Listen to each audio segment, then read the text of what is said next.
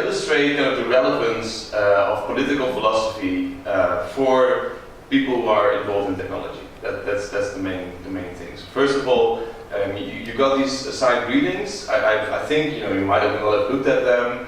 There's a section from Aristotle's Politics, and another article about the Chinese social credit system. I'm going to talk about those two things.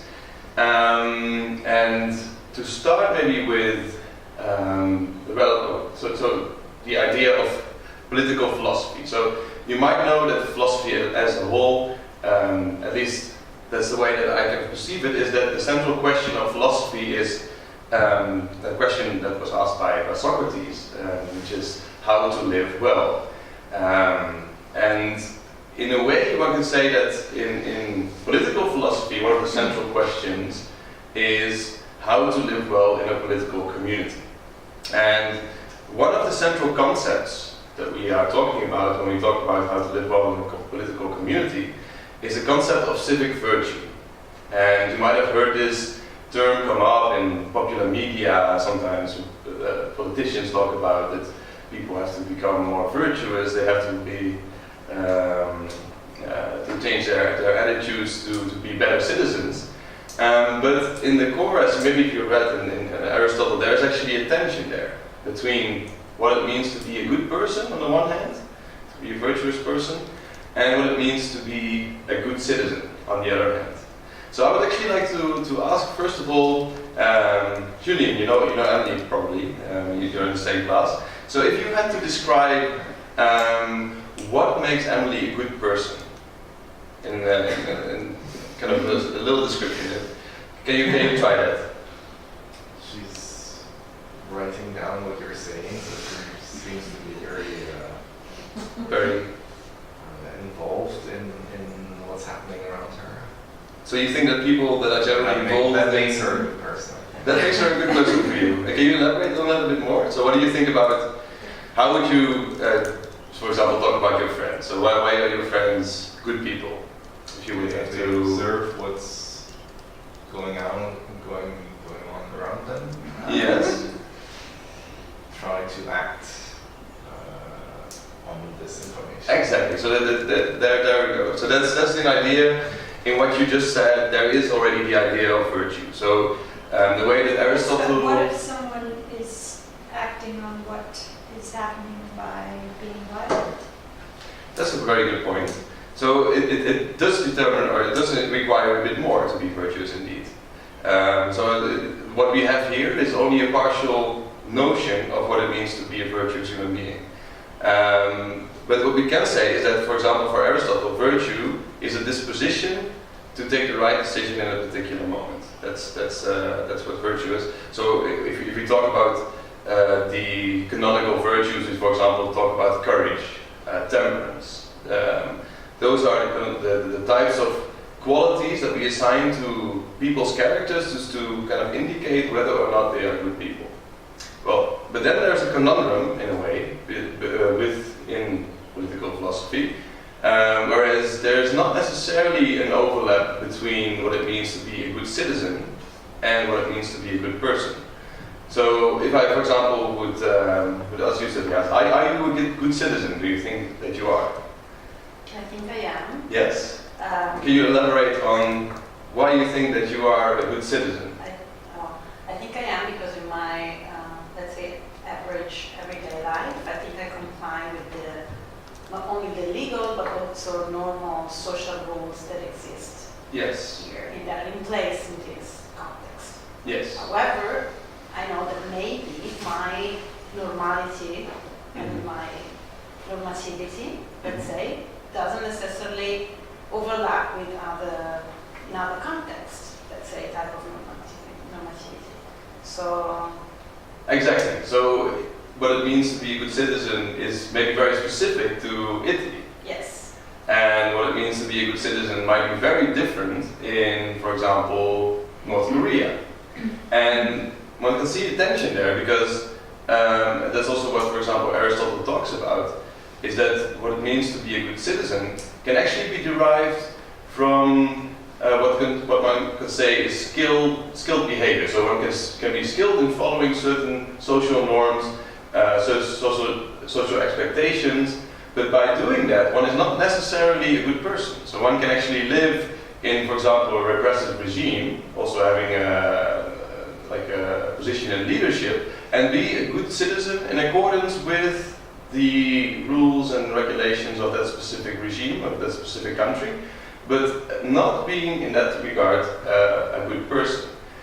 But then at the same time, what Aristotle talks about is that he says, in political philosophy, because the question is really how to live well in a political community, saying that citizens have a certain skill in doing things is not enough. We need to go beyond that. We also need to think about what does it mean for a political community to flourish.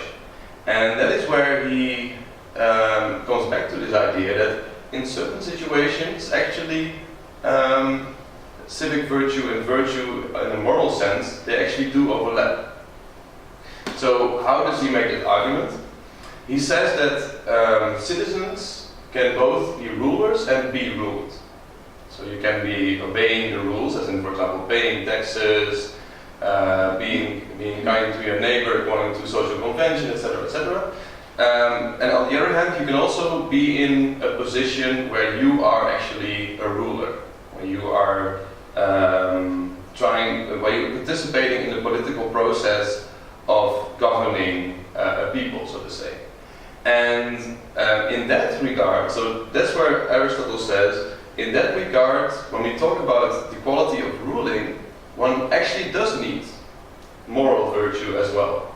So then it's not enough to simply follow the rules, it is not enough to simply be a skilled citizen, so to say, and simply being on time and paying taxes and those kind of things, but one also needs to have these qualities that we are discussing before that make us say, you are actually a good human being. Yes. But who's moral? Sorry? Who's moral? Who's Because moral? morality might also be, Because it depends on the community, doesn't it? Yeah. Well, that's Because you said a political community.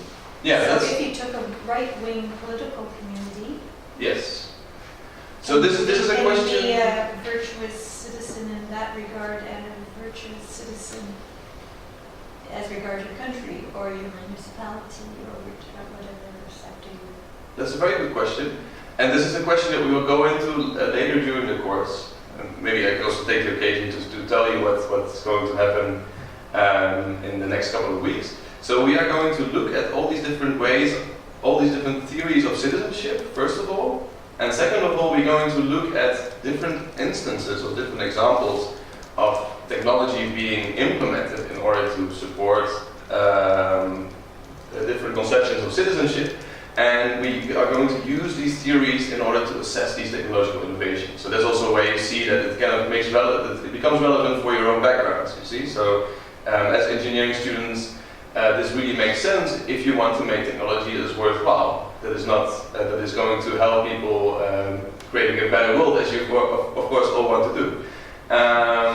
So in order to answer your question here, this is a tension in those theories that we will look at later, different types of Republican theories. And if one, for example, follows McIntyre in this as we will read it later, McIntyre indeed makes this argument that actually virtue, even in a moral sense, is very much like a skill. So it's very much related to those standards of excellence that are being promoted by a certain moral community. So there you see that there is not so much of a distinction indeed between, for example, being virtuous, and well, the example is often given is in playing a certain musical instrument on the one hand, and on the other hand, being courageous or being temperamental, those kind of things, or being friendly, for example. But one can say in Aristotle there is definitely a distinction there. So in Aristotle there is more of an idea that virtues are somehow objective qualities that, even though they are cultivated in different cultures in different ways, nonetheless they persist throughout humanity as a whole, so to say. And that's also what you, for example, find writers like Hannah Arendt, as we will see later on. So that is actually a tension. It is interesting to look at how these different theories relate to this question, because it's a very core question, I would say. So now I kind of explained this first theme of civic virtue that I expect you to write a little piece on in the next week. We can discuss during the next lesson. I would like to continue with an example, so to show you how this is actually relate to the way that technologies are being used in government. So, as I sent you this other article about the Chinese social credit system, does anybody of you want to kind of indicate what you thought of? So, what you know about it and what you thought of it? Yeah, Paul, have you? Yeah, I thought it was extremely interesting the way they use technology in China. Yes. And how accessible it is for everyone. It's very different to my own country. And you're from? From Chile, where okay. not everyone has access to technology in the way. Yes. So exactly. So what happened in China, of course, is that in the last in the last decade, practically, there was a huge transformation from a pre-digital society to a digital society, where all payment systems, where people actually not so long ago, they actually had to carry a whole bunch of cash, to the shop to buy a new car. Whereas now everything goes digitally. So we have, for example, WePay, where the widespread service provider for payment systems. Yes, Sylvia? I'm sorry, Professor, but isn't also because of a clear political strategy by the Chinese government to control better the citizens, because through the online type of payment. Absolutely. So I knew that yes, absolutely. this was a way also for the Chinese, government to have more access to the data and info of the citizens. Absolutely, yeah. Indeed. So, but then we come to the social credit system. So, because of this huge transformation in digital infrastructure, the Chinese state has gotten the tools basically to do three things. So, first of all, to survey its population in a very comprehensive manner. Second of all, to attach to survey or to observe behavior of citizens a certain evaluation, so that's where the score comes from. And third of all, of course, quite a system of carrots and sticks, where people are incentivized through rewards and punishment to do either one thing or another thing. So that is the idea of the social credit system in its core. And so then I wonder, maybe if you would relate this to the previous discussion or previous conversation we just had, what kind of notion of civic virtue do you think that such a system promotes? Yes, I Julian. have a question before going there. I think you cannot ask the question anymore, because the bell just run, and we have to run to the next. But the next time I'll be happy to answer your question. Good. Yes. Thank you. Okay, so what would you like specific feedback on right now? I would like specific feedback on coherence, I guess. Whether whether the different elements related well to the aim that was introduced. Okay. And could you tell us what level it is? It's undergraduate. Oh, of course, I didn't say it. Final year undergraduate. That's good. Engineering Okay, so students. feedback on coherence. I thought it was really coherent. Maybe I would have liked to see some kind of outline or something. If you could have written maybe the concepts on the board or something like that. Yeah. Just to make sure that I'm getting the most important concepts. Mm-hmm. But I think it was really coherent and well kind of linked to each other, like each of the things. I kept waiting for technology, because began by talking about citizenship and technology, and then we seemed to focus only on citizenship. And so, for me, that was, there wasn't the coherence I had expected of the linking of these two key ideas. Anyone else? I got a bit, I felt a bit the same way about the technology part, but also I felt like when you started with this dichotomy between, or tension between being a good person and a good citizen, and then when you gave the course outline, it seemed like the good person morality part was kind of lost a little bit, and it was more about citizenship and technology, and so I kind of lost where the morality part came in, and maybe you would expand on that a bit more with the Chinese social credit situation. And then all I wanted to do was ask about Black Mirror at that point. Yeah, but no, I thought it was really good though. It was very clear to follow, and like the key concepts I thought you explained really well and really nicely. And Yes?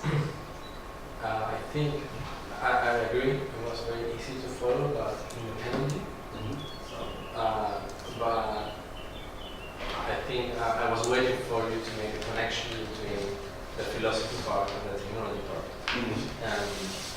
But it's limited time. But maybe you could have said something at the very beginning. yeah,